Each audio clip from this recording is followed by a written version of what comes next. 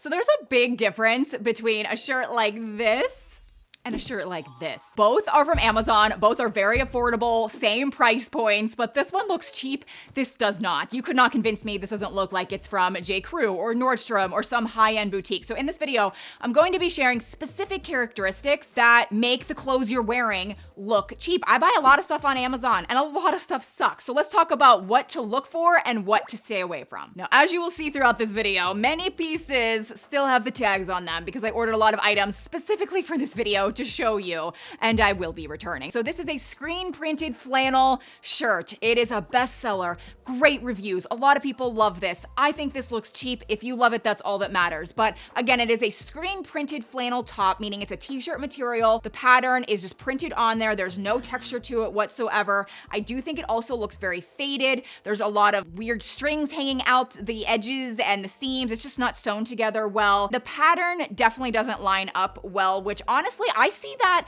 in so many clothing pieces, like even pieces that are like $130. I don't see the patterns lining up perfectly. So to me, that is not just like a cheap clothing thing. If you get something from Louis Vuitton or Chanel or Hermes, then they're very intentional about everything being pristinely lined up correctly.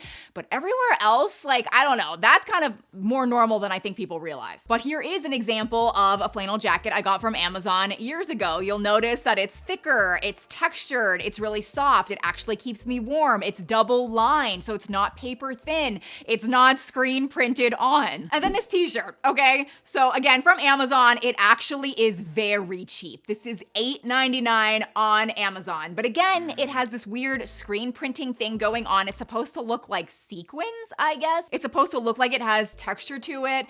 No, it is just a fake print, okay? But what's interesting is this t-shirt, I think, is actually cut very nicely. You can see in the footage here, it's not skin tight, but it flatters my waistline really well. I like the length. You could tuck it in or you could leave it untucked. The material is really nice.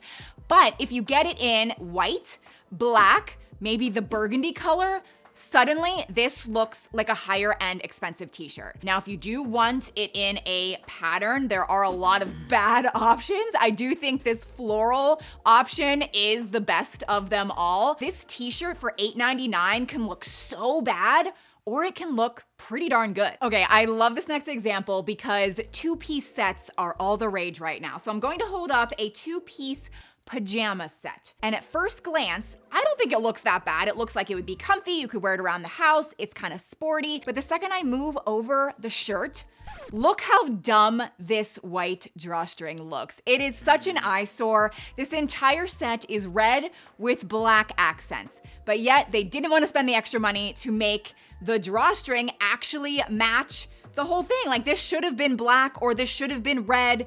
The white just looks so bad. Even when I style this and like I wear it, but the shirt just covers the drawstring, that immediately makes it look so much better. So basically the point of this is if you're getting a two-piece set, just make sure everything matches cohesively. Look for something just without a drawstring, or just make sure it matches the rest of the material. So again, there are some things that I ordered specifically for this video because I thought they would look really, really cheap, but they actually surprised me. These jeans being one of them. So these are the Gloria Vanderbilt Amanda jeans. They're like the classic high-rise tapered jean. And I got them for $19.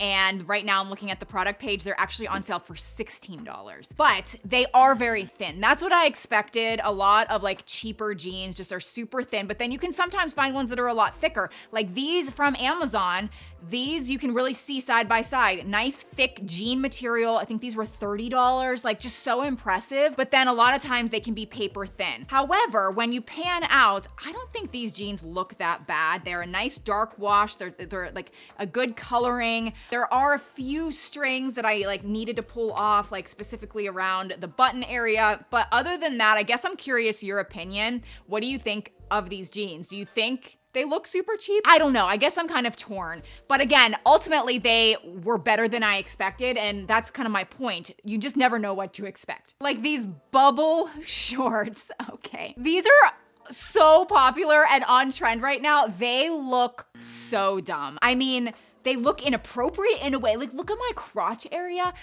It's just so bad. Yeah, I think they do look cheap just because they look so stupid, but also I just think they look stupid. I don't even have anything. I just needed to put them in the video. Even when I turn around and you look at my butt, they're like bubbly. So like in a way, I feel like these should, in theory, make my butt look better. No, it's like a flat parachute butt. I don't know. Anyway, not good. But then this sweater, I ended up liking a lot more than I expected. So first, let me show you the product photo. You'll notice that there's a raw edge at the top of the buttons, like of the buttoned cardigan. And a lot of times raw edges can look very cheap. Sometimes it's done well and you'll be surprised. And then other times it looks cheap. So when I saw this cardigan, I was like, ooh, I'm ordering it for this video. It's just not gonna look good. There's also a lot of buttons going on. And if there's too many buttons, it can look very clownish. So then I get this in. And this was the only color that I was able to get in time to film this video. So it's this really pretty like cobalt blue. And yes, you'll see that at the top, it's kind of rolled. It's more of a raw edge. I actually don't mind this. My assistant has like the boutique version of this, and I'm telling you, it looks the same. I really, really think that sometimes people are just like, oh my gosh, it's from Amazon. It's so cheap. But really, if you compare it to like the expensive version, I'm telling you, it's identical. I think if you were to get this in maybe black, the white buttons would stand out and look more clownish. But if you were to get this in this color or maybe gray or a lighter shade, it can look really good. And even depending on what jeans you wear with it, like if I pair lighter jeans with this, I think it looks way better than with dark black jeans. Then kind of the white buttons stand out. So a lot of times half the battle is just styling the pieces appropriately. And then here is another sweater I got for the fall. I'm trying to get on board with this bow trend. Everyone is loving bows right now, but I think this sweater just looks cheap. I kept the tags on it. I'm returning it. The bows are not screen printed on like we just talked about. Like they are sewn in, but they're essentially just pictures of bows. But really my problem is I think the placement is weird. So when I'm wearing this sweater and I put my arms down, the bows are basically just all covered up. Like I think the bow placement is just bizarre.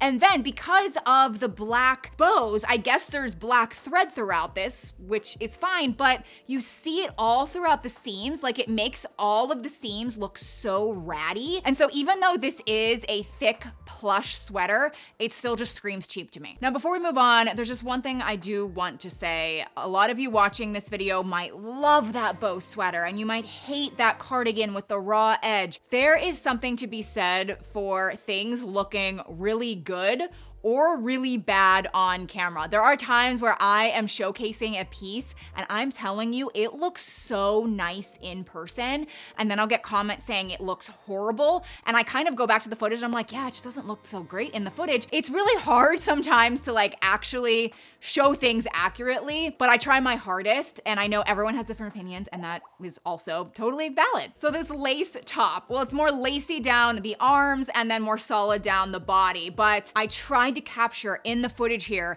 that the material down the body already looks worn and it's brand new with tags. Hopefully you can kind of see, but again, it's not showing up like it is in real life, but this material looks like I need to take a fabric shaver and shave it off. This top in general, like also just looks very dated. This is something that I would have worn or recommended maybe 5, 6, 7 years ago. I also think it just doesn't look good in this maroon color. If you were to buy this in black, I think it would look a little bit more up to date, but the white, the maroon, the weird colors with the lacy arms, it's just very out of style. Now this blouse is also very out of style, especially with this pattern going on, the way the tunic is cut with this, you know, scrunchy sleeve. Like this is just dated, but I more wanted to call attention to the cheap aspect of it in the fact that it is just an extremely thin material. I am wearing a completely nude bra. You can barely